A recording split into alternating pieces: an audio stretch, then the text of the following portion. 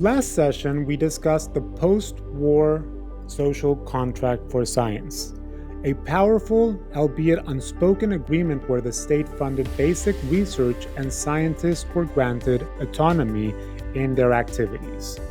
In return, science would deliver national security and public benefits across health, education, aeronautics, etc. This system, built on the assumption that science was a public good, created a powerful class of experts who helped build a vast regulatory state. But this era of consensus and institutional stability was not to last. Beginning in the 1980s, particularly under the administrations of Ronald Reagan and Margaret Thatcher, a new political and economic philosophy known as neoliberalism rose to dominance. Neoliberalism is not just about reducing taxes or cutting government spending. It is a full fledged political project that seeks to re engineer society to be governed by market principles. Its core tenets are deregulation, privatization, and the belief that the market is the most efficient and rational mechanism for allocating all resources, including knowledge.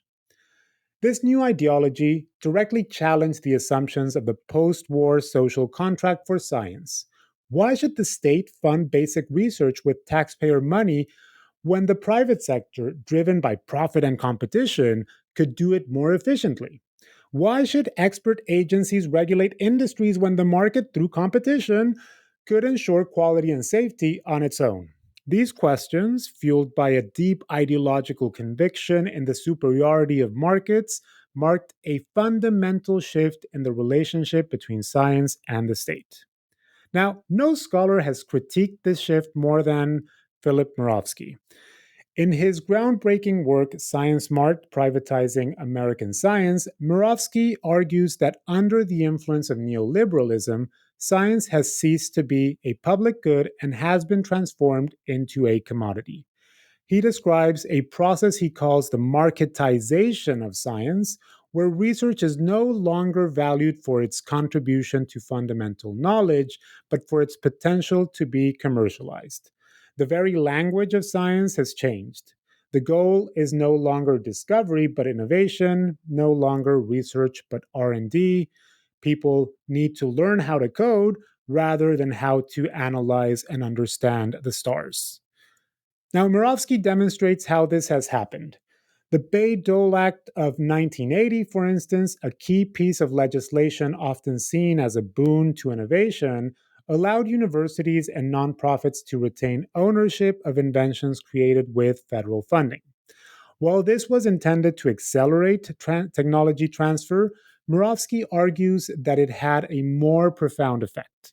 It introduced a new commercial incentive structure into the heart of academia. Scientists were now incentivized not just to publish, but to patent, to license, and to form startup companies.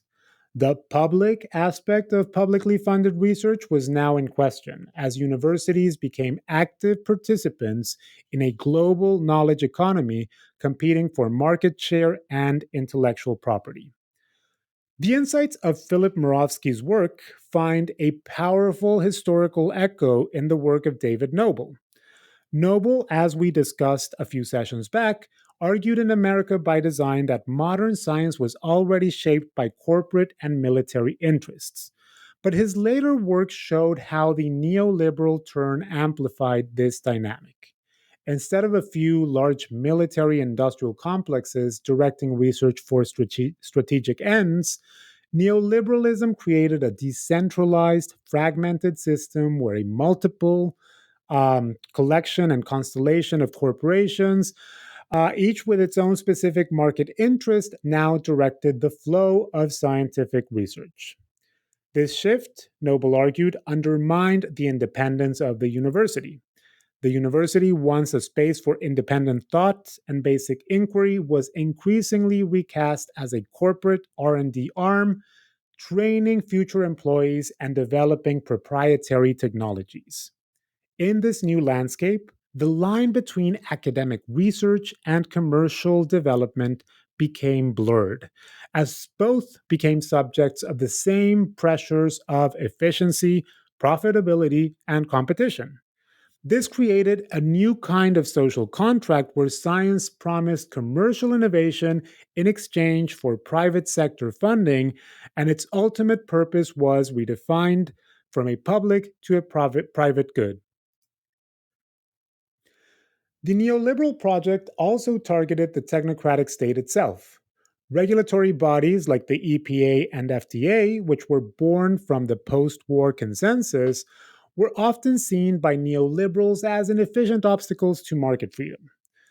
To push for deregulation was a direct attack on the institutional power of the experts. The assumption was that industry, if left to its own devices, would self regulate more efficiently than any government agency. This had two major consequences for the expert class, for experts working for the state. One was the decline in institutional power. Deregulation reduced the number and scope of rules that experts were tasked with creating and enforcing. This diminished the institutional space for scientific expertise to directly influence policy. Increased corporate influence was also a consequence. The weakening of these regulatory bodies created a vacuum, allowing corporate and economic interests to directly influence research agendas and public policy with fewer checks and balances. This created a powerful feedback loop. As government funding declined and regulatory power waned, scientists and universities had no choice but to turn to the market for support. This, in turn, reinforced the neoliberal narrative that the market was the most vital patron of science and that state intervention was unnecessary. The neoliberal turn fundamentally altered the foundation of the post war social contract. By championing markets over the state and private interests over public goods, this new ideological framework dismantled the institutional framework that had supported science for decades. The result was a new landscape where science, once a trusted public enterprise, became a private commodity, vulnerable to the whims of the market and increasingly disconnected from a coherent, public oriented policy framework. This ideological shift is one of the key drivers of the fragmentation and disconnection we are exploring, setting the stage for the challenges to scientific authority that we see today.